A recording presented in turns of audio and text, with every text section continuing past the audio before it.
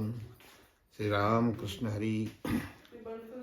भगवान के जो प्यारे भक्त होते हैं उनकी रहनी करनी, उनका जीवन अलग ही प्रकार का होता है। संसारी व्यक्ति सोच भी नहीं सकते कि भक्तों की इतनी ऊंची स्थिति होती। महापुरुष के परिक्रम में श्री सनातन गोस्वामी का चरित्र आता है।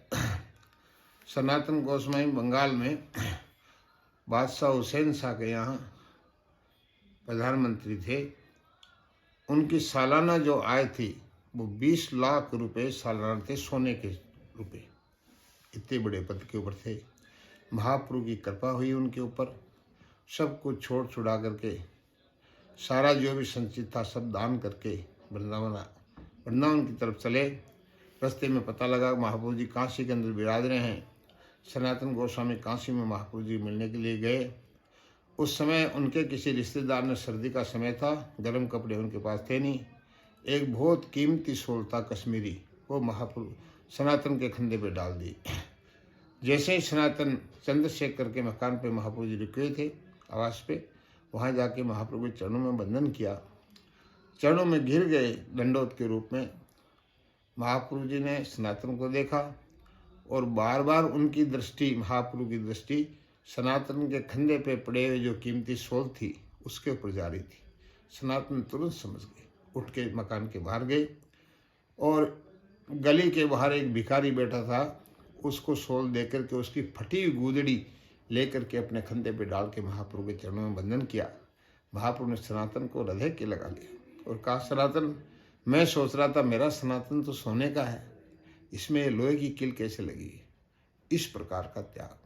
इतने बड़े पद पे रहते, इतने बड़े धनाढ्य सनातन गोस्वामी वहाँ से वृंदावन आए और वृंदावन की उनकी रहनी सहनी ऐसी अद्भुत थी, कोई कल्पना नहीं कर सकता कि ऐसी रहनी कोई रह भी सकता है।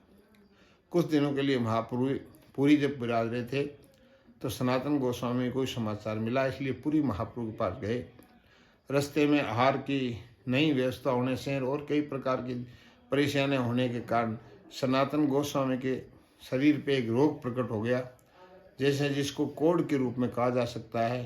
शरीर में छोटी छोटी पुंसियाँ होती, उसमें मवाद निकलती। महाप्रभु जैसे सनातन गोस्वामी से पता लगा उनको, महाप्रभु सनातन गोस्वामी की कुटिया में गए मिलने के लिए। जैसे सनातन गोस्वामी ने महाप्रभु को देखा, वहीं जोर से महाप्रभु की तरफ चिल्ला के कहा, प्रभु मेरे नज़दीक मत आना, मेरे भयंकर कोढ़ हुआ है, आपके शरीर को छू जाएगा, आप अगर आगे आ गए तो मैं गंगा जी में कूद करके अपने प्राण दे दूंगा। महाप्रभु ने एक नहीं सुनी, सनातन को उठा के अपने हृदय से लगा लिया। उनका सारा पीप महाप्रभु के कलेवर पर लग गया। रोज रोज ऐसी घटना होने लगी तो सनातन बहुत परेशान हो गए।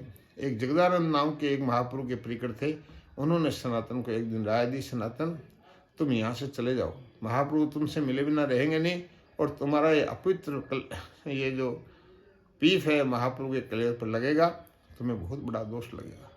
सनातन हाथ जोड़ कहा, हाँ जगदानंद जी आपने बहुत अच्छी राय दी, और तुरंत वहाँ से चलने के लिए रवाना हो गए। महाप्रभु जब ये पता लगा एकदम हुंकार भरी और जगदानंद को कहा, कल का जग्गा मेरे सनातन को इस प्रकार की राय दे रहा है।